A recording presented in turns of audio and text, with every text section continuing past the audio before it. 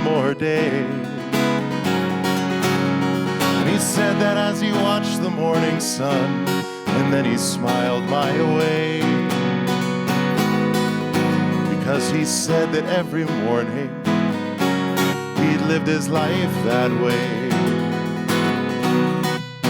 And he said, I am the sunshine, you are the sunshine, we are the sunshine, help me understand. We are the sunshine on the land.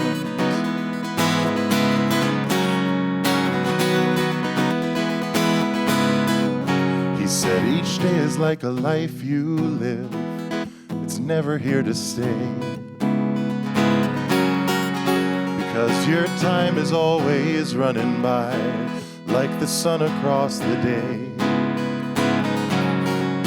And it's like looking at the sunshine from the earth, the light does come and go. But when you're looking at the earth shine from the sun, it's quite a different show. He said it's well you know that I am the sunshine, you are the sunshine, we are the sunshine, help me understand. We are the sunshine on the land. I'm going to ask you to sing that chorus with me in a moment if you'd like to when we get there again. Now I'm thinking of the things he said. We're headed toward the grave, and I haven't lived a life like his. Now I've still got one more day. Now you may say it's only flesh and bones, this life that's in your hands, but I like to think it's something more, like the sunshine on the land. I am the sunshine, you are the sunshine, and we are the sunshine. Help me understand, help me understand. We are the sunshine on the land. Maybe you'd like to sing it one more time with me. I am the sunshine, you are the sunshine, we are the sunshine, help me understand. We are the sunshine on the land. Yeah. Nice singing. That's a song by David Wilcox. And it's just a beautiful story. David Wilcox has said, like, it's one thing to learn how to sing the songs, it's another to learn how to live them. And that's just something that I carry around with me now, because I sing a lot of songs in my life. I think we have time maybe for one more before the service starts. I'm in town this week because I sing with a group called the Phoenicians Barbershop Chorus. And this week was the International Barbershop Convention and Contest this week here in Denver.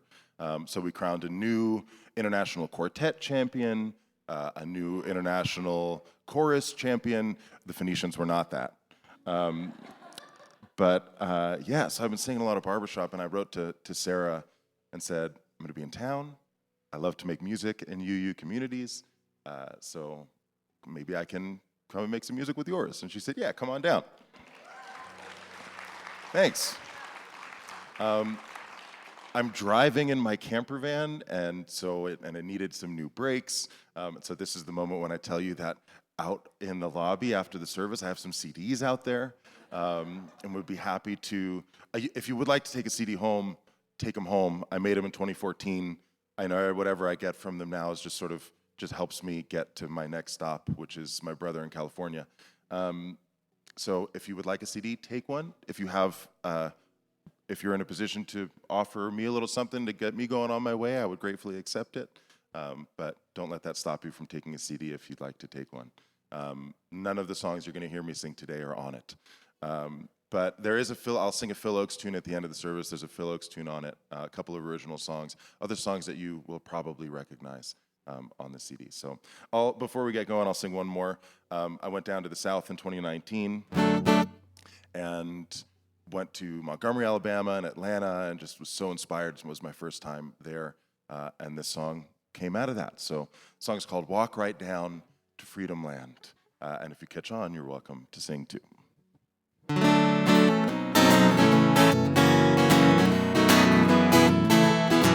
Well, I went down to Montgomery, where Rosa made her stand, and the boycott of the buses brought change throughout the land, where 1,000 peaceful people went marching hand in hand, carrying the message that we're bound for freedom land.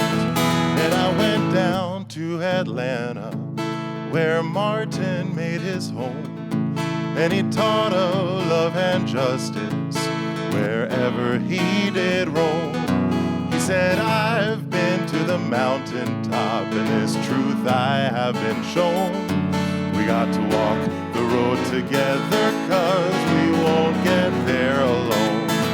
We're gonna walk right down to freedom land, gonna walk right down to the land of milk and honey.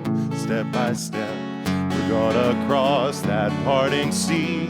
We're gonna walk right down to freedom land, gonna walk together hand in hand in hand, till we know how it feels to be free. And I went to San Francisco, where Colin took a knee, and he said, I simply cannot stand until each of us is free. And we'll work until this nation is all that it should be, until the bells of freedom ring from sea to shining sea. We're gonna walk right down to freedom land, gonna walk right down to the land of milk and honey. Step by step, we're gonna cross that parting sea. We're gonna walk right down to freedom land, gonna walk together hand in hand in hand, till we know how it feels to be free. Now each and every one of us can make a difference too, by rising up for justice in everything we do. The journey to the promised land for the red and white and blue is ours to take, make no mistake, and it starts with me and you. We're gonna walk right down to freedom land, we're gonna walk right down to the land of milk and honey. Step by step, we're gonna cross that parting sea. We're gonna walk right down to freedom land, gonna walk together hand in hand in hand, till we know how it feels to be free. We're gonna walk right down to freedom land.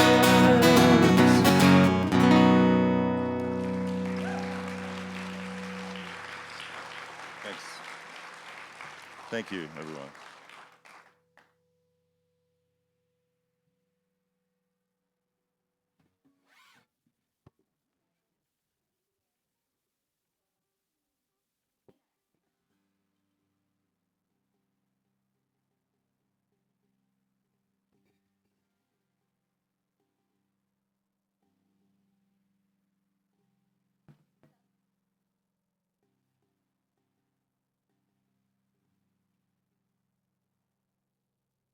To those of you who may be visiting us for the first time, please help us get to know you and how we can best help you take the next step on your journey by completing the visitor form, either at our welcome table after the service or online if you're joining us via live stream. If you do that, we'll make sure you get added to our once-a-week email so you'll know all about what is going on here at First Universalist. If you've attended services online or in person for the last few weeks, you may have noticed some glitches with the slides and the live stream. Our music director, Sarah Leiber, and our amazing AV staff have been working hard to troubleshoot and identify what needs to be done to get everything working again. We appreciate your patience as things haven't been running as smoothly as we would like. And finally, stick around after the service for coffee and conversation in the Hospitality Center. We're so glad you're here.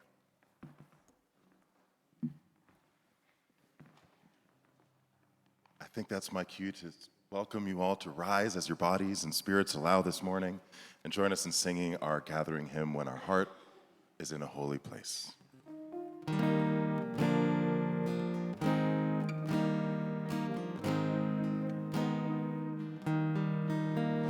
When our heart is in a holy place, when our heart is in a holy place, we are blessed with love and amazing grace. When our heart is in a holy place, when we trust the wisdom in each of us, every color, every creed and kind, and we is in each other's eyes, then our heart is in a holy place. When our heart is in a holy place, when our heart is in a holy place, we are blessed with love and amazing grace. When our heart is in a holy place, when we story from deep inside, and we listen with a loving mind. When we hear our voices in each other's words, then our heart is in a holy place. When our heart is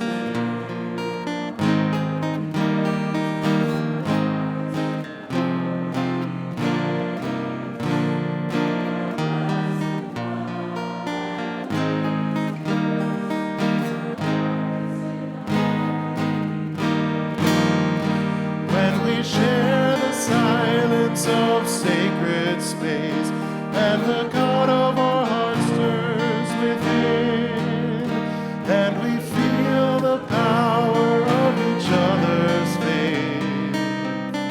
Then our heart is in a holy place.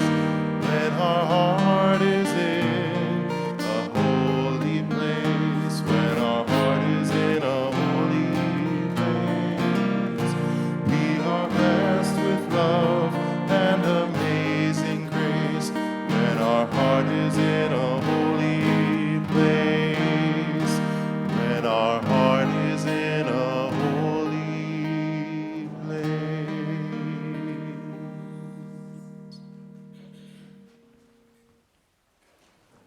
These are our opening words today, called We Are Unitarian Universalists by John M. Higgins. Welcome to this place. This is a home where no revealed truths are promoted and no scripture or human being is accepted as infallible. Spirit of life, come unto me. Sing in my heart all the stirrings of compassion. Blow in the wind, rise in the sea, move in the hand, giving life the shape of justice. Roots hold me close, wings set me free. Spirit, come to me.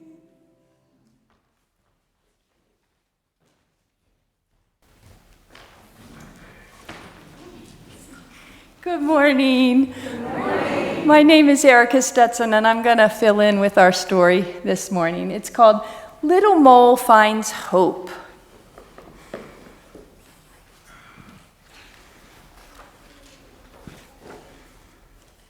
Little Mole Finds Hope by Glennis Nellist. Little Mole was sad. He lay in his burrow deep underground and put his head in his paws. Little Mole, what's ever wrong? Asked Mama. I just don't know, Mama sniffed Little Mole, but I don't feel good inside. I'm sad. What you need is hope, Mama said. Hope? What's hope? Where do I find it? Little Mole asked. Come with me, Mama said, as she took hold of Little Mole's paw. Sometimes hope is hiding in the darkness. Sometimes it's hard to see, but it's always there. You just have to find it. Mama led her son gently out of the dark burrow, up toward the light. But on their way out of the tunnel, Mama stopped. Do you see this bulb, Little Mole? She asked. Mama pointed to a bulb squashed in the dark earth. It was brown, wrinkled, and lifeless. It's dead, Mama, said Little Mole. No, my dear, Mama whispered softly. This bulb is not dead. Sometime soon it will feel the warmth of the sun. It will begin to grow and push its way out of the deep, cold earth. One day, this bulb will become a beautiful yellow daffodil. Close your eyes, Little Mole. Can you see it, dancing in the wind? Yes, Mama, cried Little Mole. I see it, I see it. That is hope, Mama said. Little Mole and Mama reached the top of the burrow where the sun was shining. Look up, Little Mole, Mama said. What do you see? Little Mole looked up. He saw woodpeckers sitting in the trees, but the branches were bare. They stretched out like skeleton bones, silhouetted against the sky. They're dead, Mama, said Little Mole. No, my dear, Mama whispered softly. The trees are not dead. One day soon, buds will appear, and these branches will be covered in bright green leaves. Close your eyes, Little Mole. Can you see them dancing in the wind? Yes, Mama, cried Little Mole. I see them. I see them. That is hope, Mama said. Little Mole and his Mama scurried along the edge of the woods until they came to Mr. Rabbit's garden. An old brown flower pot was lying on its side in the soil. Under the rim, something small and shriveled was hanging. It's dead, Mama, said Little Mole. No, my dear, Mama whispered softly. This chrysalis is not dead. One day soon, the butterfly growing inside will burst out of her shell. She will spread her wings and fly free among the flowers. Close your eyes, Little Mole, said Mama. Can you see her dancing in the wind? Yes, Mama, cried Little Mole. I see her, I see her. That is hope, Mama said.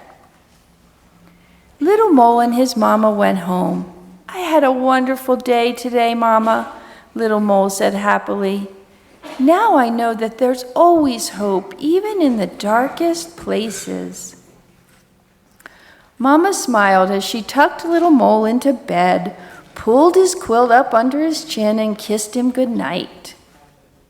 And Little Mole closed his eyes and fell fast asleep, dreaming of yellow daffodils, green trees, and beautiful butterflies dancing together in the wind. And now we're going to sing the kids to their class.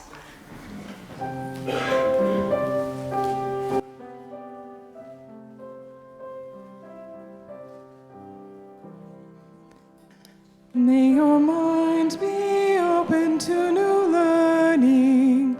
May your lips bring truth into the world.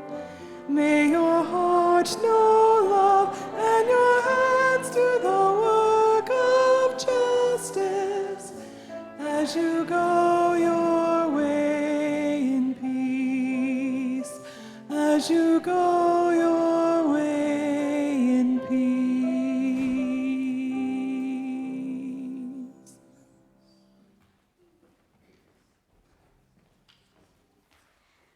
The offering today goes to our church, our beloved community.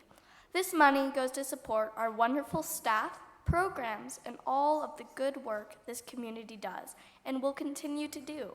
We will now receive our beloved community offering. Thank you for your generosity.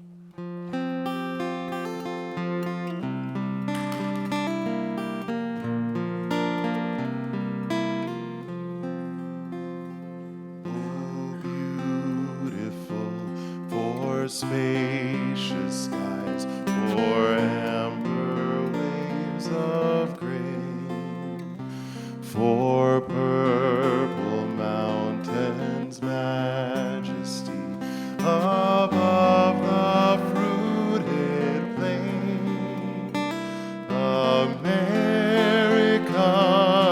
America, God shed their grace on thee, and crown thy good with brotherhood from sea to shining.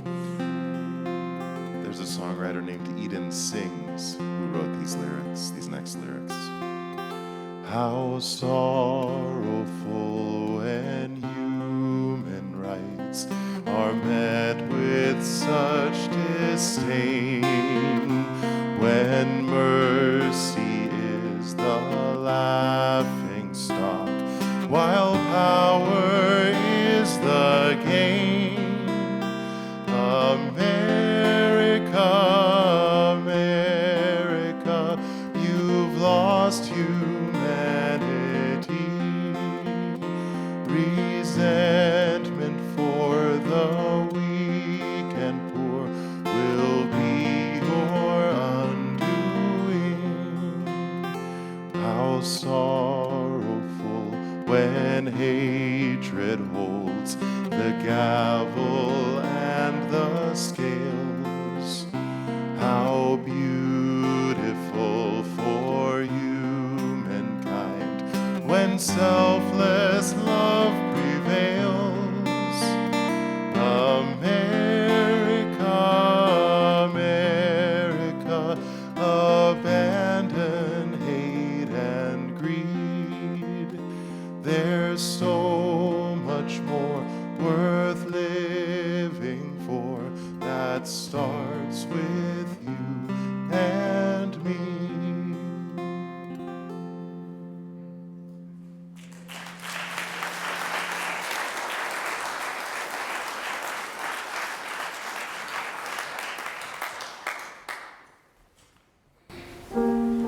Hi, I'm Sheila Nitzel, your care associate today.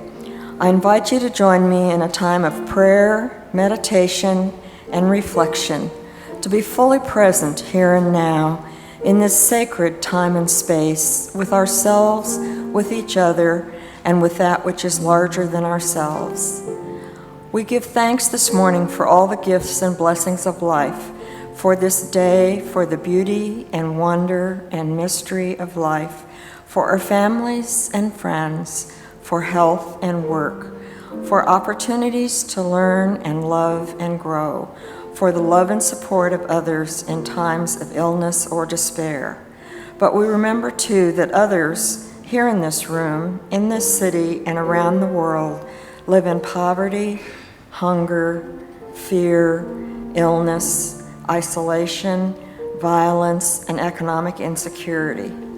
In the silence of this room and in the silence of our hearts, May we hear the call to a wider perspective and deeper resolve. And we don't have any joys and sorrows to share today. I am your pastoral care associate for today. If you need someone to simply listen to you, companion you, or be with you, I will be over there in the back after the service. May we live with greater compassion and care for ourselves, others, and creation. May we touch each other more deeply, hear each other more clearly, and see each other's joys and sorrows as our own. May we strive to be and become more than we are, more loving, more forgiving, more kind, and more honest, more open, more connected, and more whole. May it be so. Amen.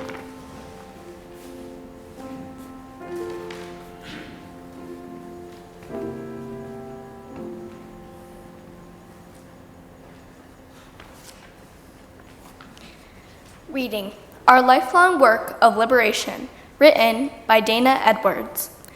Times are tough and trepidation swirls in our hearts. A young black person wearing a dark blue do-rag and a white t-shirt faces away from us, with her left hand raised in a fist and the right hand holding a hand-drawn sign on white paperboard. The sign's text in reddish-brown ink says, "Liberty and justice for all." The person is standing in front of a small group of people, too blurry to make out distinctly. Groceries are expensive, and our paychecks don't go as far as they used to. Incendiary words drip off the lips of our politicians and sow division in our nation. People we loved are lost to hateful rhetoric and dubious conspiracy theories. And still, there is hope. Through the generations, our democracy has been threatened, questioned, and buffeted. Our government has not always lived up to its ideal of freedom at all.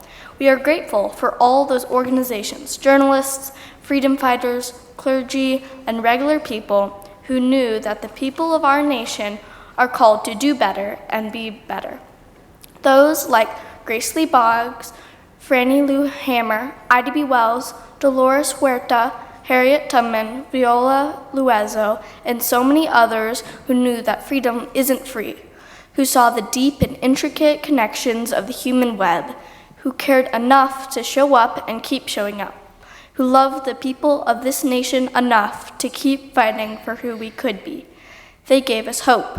They gave us hope that even though our democracy isn't perfect, striving towards excellence is the way we care for the people of this nation, serve the people of this nation, and govern the people of this nation. It is a worthy and noble cause. Our faith also gives us hope, a faith that knows that transformation is a holy and sacred task, that affirms that the democratic process is a faithful act, that brings a generous heart and a lens of justice and liberation to all that we do, that values equality and equity and is centered in love. Our love gives us hope, a revolutionary love that challenges us to find the worth and dignity in those with whom we disagree. Love that inspires us to amplify the voices that are often silenced. Love that holds us when the work of liberation seems so daunting.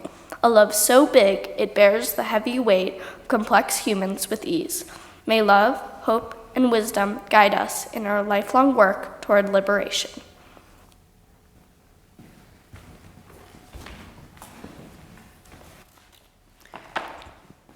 Good morning. My name is Edie Sonn. My pronouns are she, her, and hers, and it's a pleasure to share some thoughts with you today. There's a famous quote attributed to Mark Twain. Patriotism is supporting your country at all times and your leaders when they deserve it. Now, whether or not Twain actually said that, it's a pretty darned good definition, but I wonder if it fully holds up today. Because it leads me to ask myself, do I support my country or the idea of my country? To be candid, it's hard for me to support, much less love, my country right now.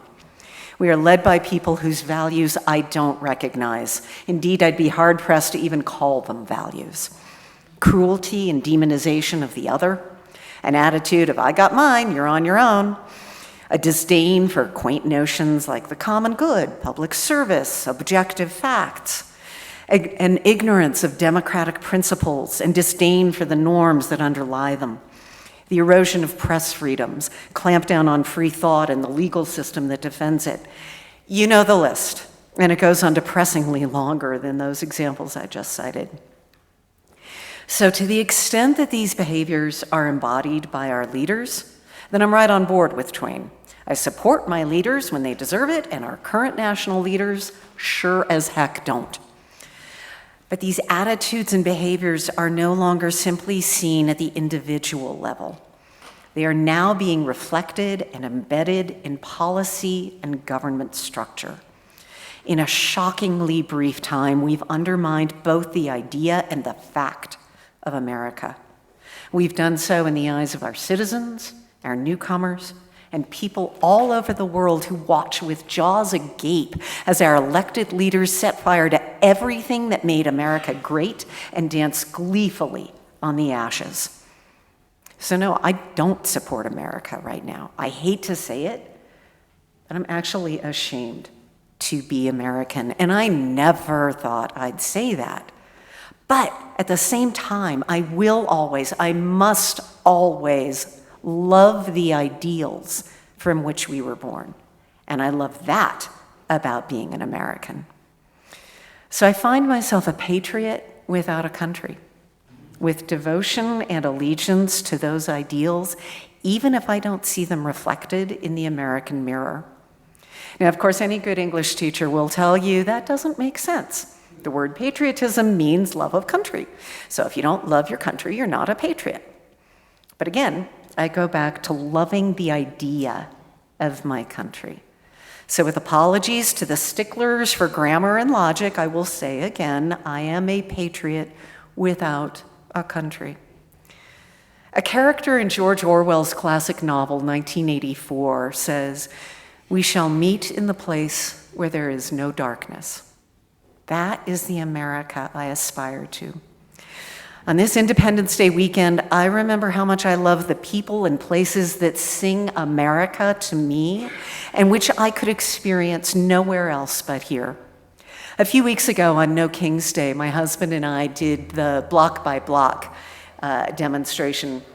We're out on South Broadway waving signs, and we're standing in front of a liquor store. And a guy walks out of the liquor store with a six-pack in one hand and a case of water in the other. And he comes over to our group and he hands us the case of water and he says, "It's a really hot day. I want to make sure you're hydrated. You are good Americans." And we said, "You're a good American." I celebrate that. I celebrate the notions of respect for my neighbors, whether they view the world I do or the way I do or not, care for those in need, adherence to the rule of law, separation of church and state. I remain fiercely dedicated to ensuring that our children and grandchildren understand that these are the real American values, and to cultivating and supporting the leaders who demonstrate them. I take hope from the joyful community I experience here and with others who also cherish those values.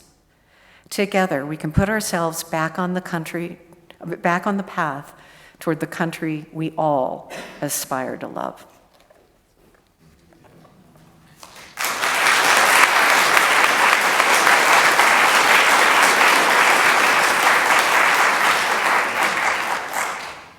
Good morning. I'm Cynthia Phinney. That was really awesome. How large is your flag? How large is your American flag? Is it an average size flag flying off the porch of your house? Is it so big it could cover Kansas and swings off your pickup truck? Or maybe you have a small flag of our country flying silently within you. I remember being somewhat surprised when people of a certain political party began flying these huge flags as if the size of the flag indicated the depth of their patriotism. Am I supposed to feel small and unpatriotic, having just the regular house size? I completely agree with Edie and Mark Twain. I feel that I love my country, but not when it does things I don't agree with. I had a cousin who was the eldest of our generation, and when he was drafted to go to Vietnam, he made the decision to go to Canada as a conscientious objector. I was pretty young, maybe 11 or 12, but I was proud of him for making that decision. I felt he was standing up for what was right. Of course, his parents, and mine, of the World War II generation, did not understand. And Vietnam ended up being one of the few wars the United States lost. Patriotism to me means that a person supports this country and votes for the members of Congress. I think that if a person didn't vote, they cannot criticize the government they chose not to participate in. I pay attention to what is going on in the wider world. I do find, however, that there are days when I would rather watch the Hallmark Channel. I was recently in Europe for the first time in 9 years, and I was terrified of what people might say to me when they found out I was an American. I've never been ashamed of what my country was doing until this current administration, not even the Nixon administration. I'm trying not to be too political, but it's difficult.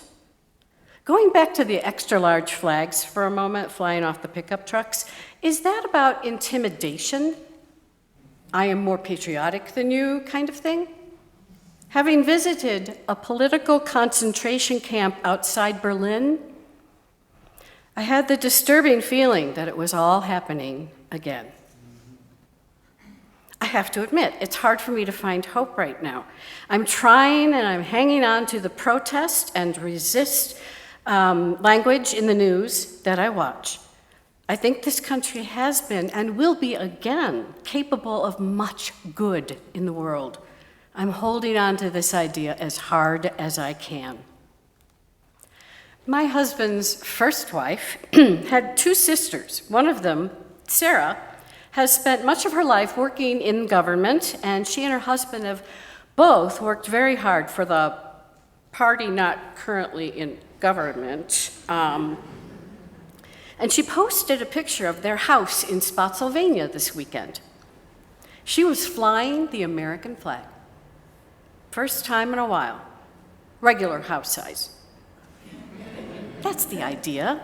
Perhaps many of us need to take back our flag and fly it as much as possible. No one party or group owns that flag. It belongs to all of us, as does this country. We all have had a hand in creating it, and we need to take ownership. I have a condo. I am not sure I can even fly a house-sized flag, but I will always have my inner flag flying silently within me.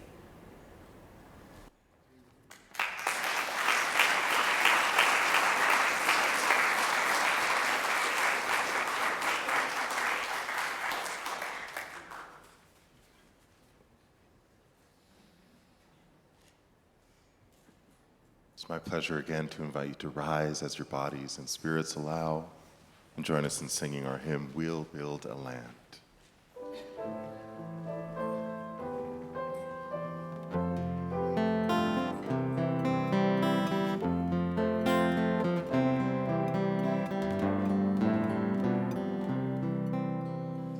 We'll build a land where we bind up the broken. We'll build a land where the captives go free, where the oil of gladness dissolves all mourning. Oh, we'll build a promised land that can be. Come build a land where sisters and brothers, anointed by God, may then create peace, where justice shall roll down like waters,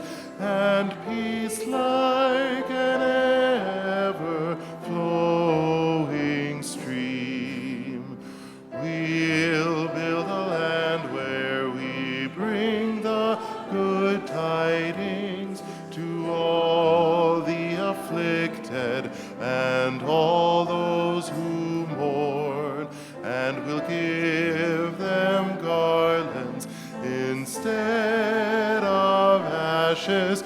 Oh, we build a land where peace is born.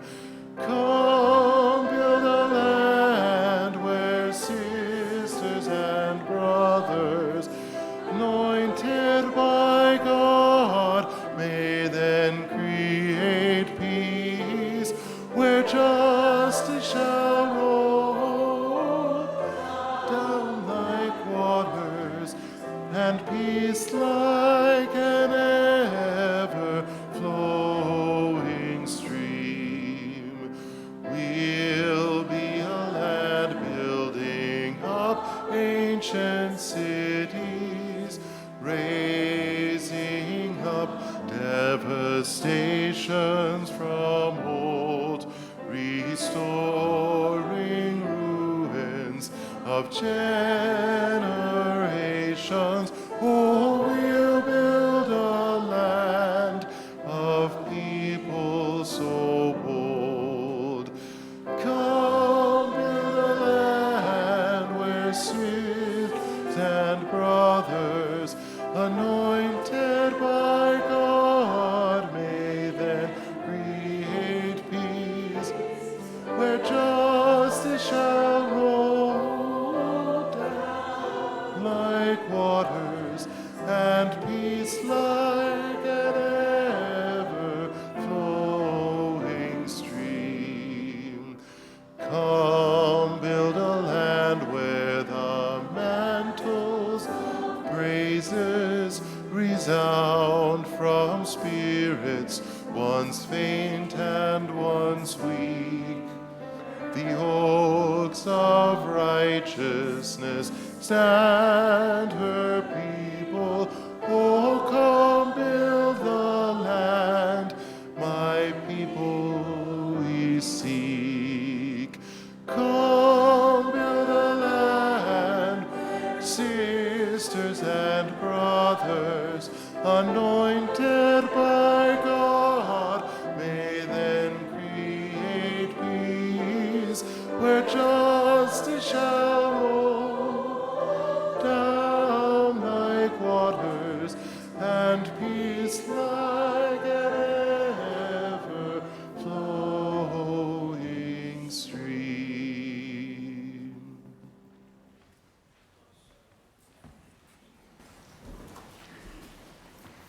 Please join me in the words for extinguishing our chalice. We extinguish this flame, but not the light of truth, the warmth of community, or the fire of commitment. These we carry in our hearts until we are together again. The closing words this morning are from a hero of mine, John Lewis. Do not get lost in a sea of despair. Be hopeful, be optimistic. Our struggle is not the struggle of a day, a week, a month, or a year. It is the struggle of a lifetime. Never, ever be afraid to make some noise and get in good trouble, necessary trouble. We will find a way to make a way out of no way. Go in peace. I just would like to extend some gratitude to you all for having me this morning. This is the worship service that I needed for myself. Thanks.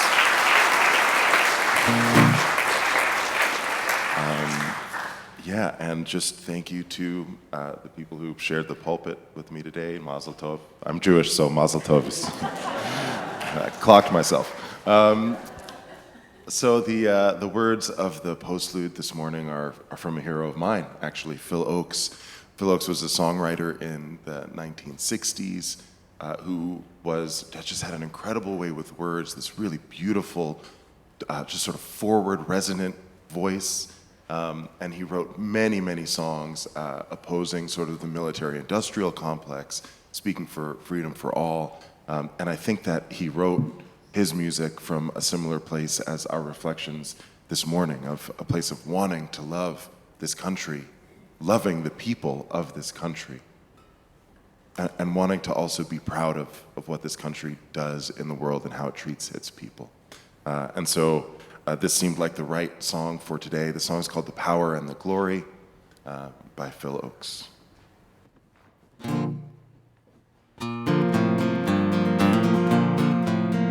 Come and take a walk with me through this green and growing land. Walk through the meadows and the mountains and the sands. Walk through the valleys and the rivers and the plains. Walk through the sun and walk through the rain. Here is a land full of power and glory, beauty that words cannot recall. For her power shall rest on the strength of her freedom, and her glory shall rest on us all. From Colorado, Kansas, and the Carolinas to Virginia and Alaska, from the old to the new, Texas and Ohio and the California shore. Tell me who could ask for more? Here is a land full of power and glory, beauty that words cannot recall. And her power shall rest on the strength of her freedoms, and her glory shall rest on us all. Yet she's only as rich as the poorest of her poor, only as free as the padlocked prison door, only as strong as our love for this land, only as tall as we stand. Here is a land full of power and glory, beauty that words cannot recall, and her power shall rest on the strength of her freedoms, and her glory shall rest on us all. Oh, here's a land full of power and glory, beauty that words cannot recall, and her power shall rest on the strength of her freedoms, and her glory shall rest on us all, on us all.